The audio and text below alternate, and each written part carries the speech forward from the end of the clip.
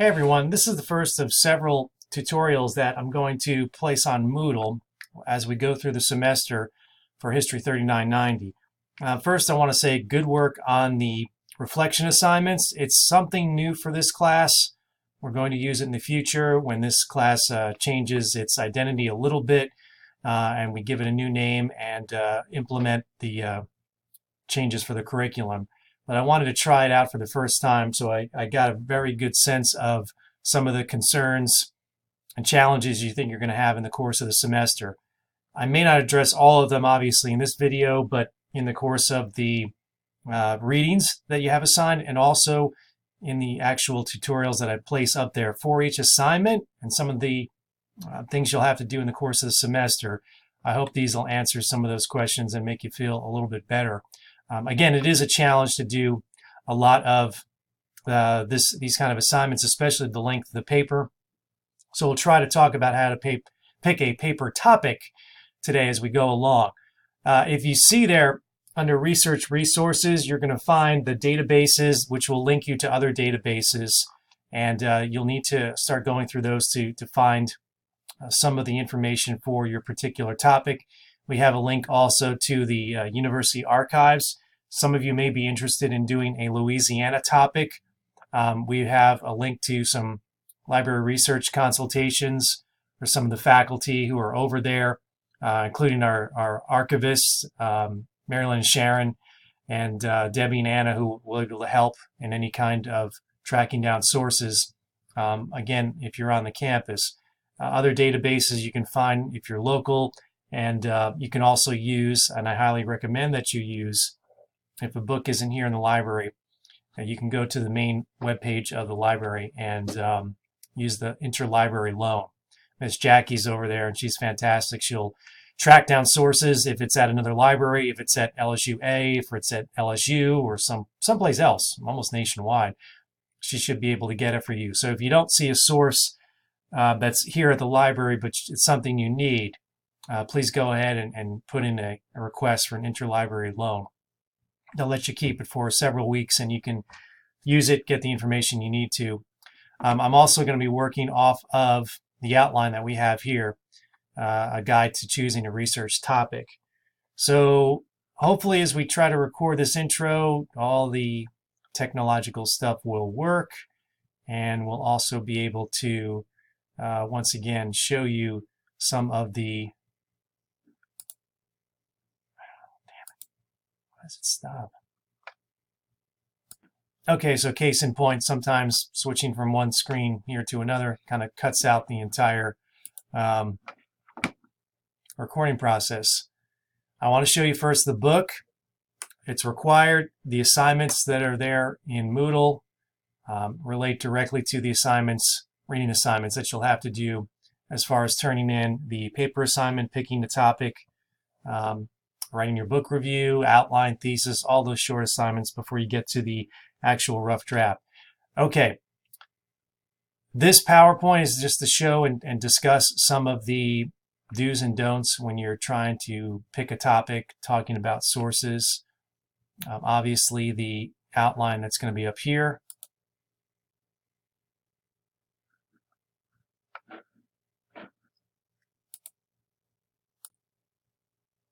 The historical methods guide to choosing a paper we've got in Moodle. So I'm showing you what you can click on and look at. I'm just going to go through it as we talk and do some introduction on how to choose a topic and the sources. The book's got an introduction to this, kind of the history of the past, the work that historians do, the philosophies of history. There's different schools of thought on history depending on what time period you're talking about. One word you're going to have to become familiar with if you're not already is historiography, the history of history.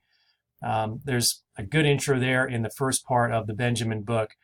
So what I have here in the outline are the assignments that you'll have to do for the reading. The second section is on primary sources, secondary sources, and how to differentiate between the two, which we're going to work on today in our discussion.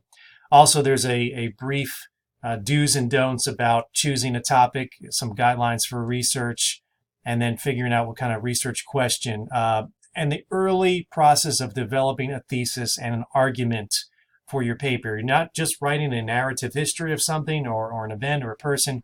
You're going to, again, make an argument about your topic. You're going to have to write a research paper that way. Okay, so let's go between the different slides that we've got on PowerPoint, go through the difference between some kind of sources that you'll come across, and then maybe some ways to help you pinpoint an actual research topic.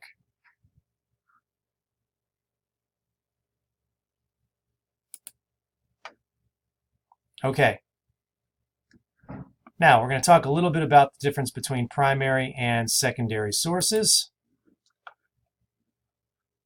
What you see here is, let me make this a little bigger. Primary source. You might be used to thinking of primary sources as something that you dust off from the archives, and certainly that's it. The difference in the primary sources is what you see if you go to our archives and you have like the Dodd manuscript papers. That's what Dr. Pellegrin's working in now. Those are mostly unpublished. So those are unpublished primary sources, meaning that some kind of depository, like here at our library, or a place that's another type of archives or library might have them. They're unpublished, and so they're not as easy to get to. Most of what you are going to be using are published primary sources, and here's an example. Here are writings from James Madison. Not all of them, just selected writings. This is a primary source. Sometimes you might be confused and you see, oh, there's an editor on that. The editor is just the individual who decided to put together the different papers, letters to Madison, letters from Madison, obviously, in that collection. This is a Library of America one-volume edition. Another example, this is a primary source that kind of covers a theme, the Adams-Jefferson letters. This is the correspondence between Thomas Jefferson, John Adams, and Abigail Adams, who often wrote Jefferson as well. This is a secondary source. So the first one we saw was a collection of letters on and about Madison. This is a book about Madison that's written in the 21st century, and it features some other individuals. Obviously, your paper is going to need to have 3 primary sources and 12 to 15 secondary sources. You're going to rely heavily on secondary sources, and that's fine. But you're going to also need to include several primary sources. To write anything without a primary source is just incomplete. This may be a secondary source. David Stewart is a contemporary or modern historian, but he's going to use, obviously, primary sources. How would you write a book about Madison without any of Madison's letters? So you absolutely have to incorporate that. Here's another collection that is done by a theme. Again, a Library of America, the American Revolution. This is going to contain documents from all kinds of people related directly to the American Revolution. Writings from the War of Independence, primary source. Secondary source, John Ferling, retired professor who's written exclusively about this time period. Here is a book about the military aspect of the American Revolution. Another type of primary source collection. This is edited by, not written by, Henry Louis Gates, the historian, has written an introduction to the 4 narratives in this collection. So you have 4 different primary source documents collected under one umbrella theme of slave narratives.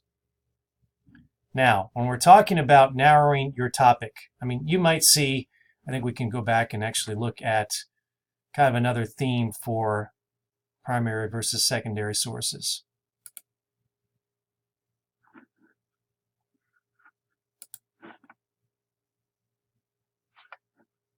Okay, using that example again of putting primary and secondary sources together, we see the theme. The Federalist Papers were written by 3 individuals. This is a primary source document.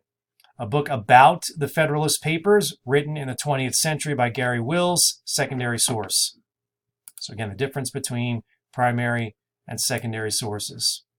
The Papers of James Madison, obviously you see right here, this is 1 volume. This 1 volume covers 1 year.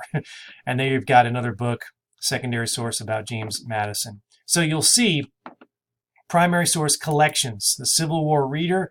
This is not written by Richard Harwell. He's actually the editor.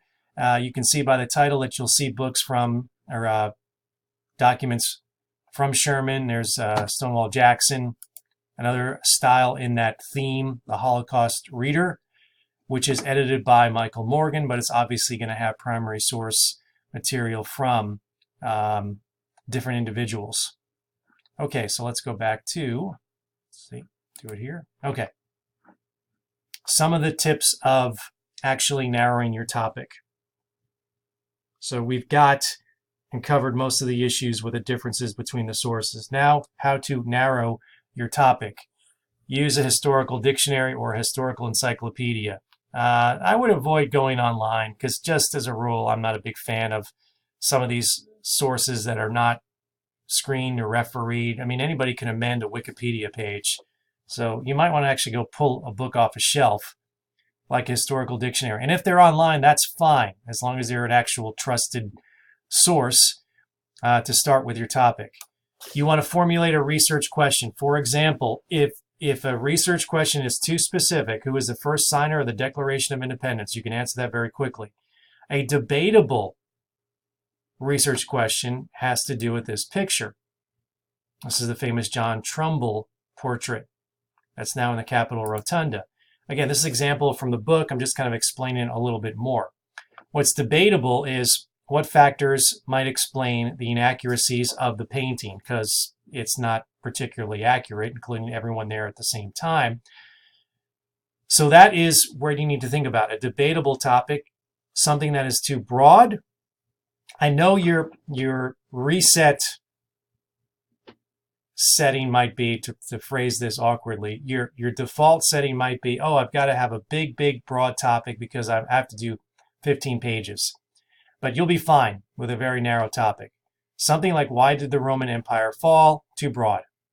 Narrower might be, what aspects of the Roman Republic survived the rise of the empire?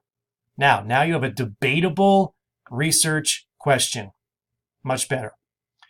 My last slide. Oh, banned topics. These are topics that you can't do. And so you're in the class listening to this. These are not going to be accepted as topics. I just want to let you know because over the last several years of teaching this class, these are topics I've just read too many of and I don't want to do anymore. Huey Long is always picked by students. No Huey Long papers. Andrew Jackson and the Battle of New Orleans. Been there, done that. Hitler, same thing. Don't want to read any Hitler papers.